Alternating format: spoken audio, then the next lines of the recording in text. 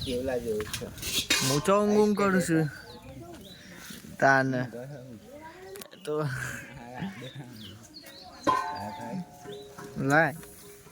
પછી આપણે જઈએ ગામમાં બાબુસ કા જવાનું તા વરગોળા ગરમ નહીં જવાનું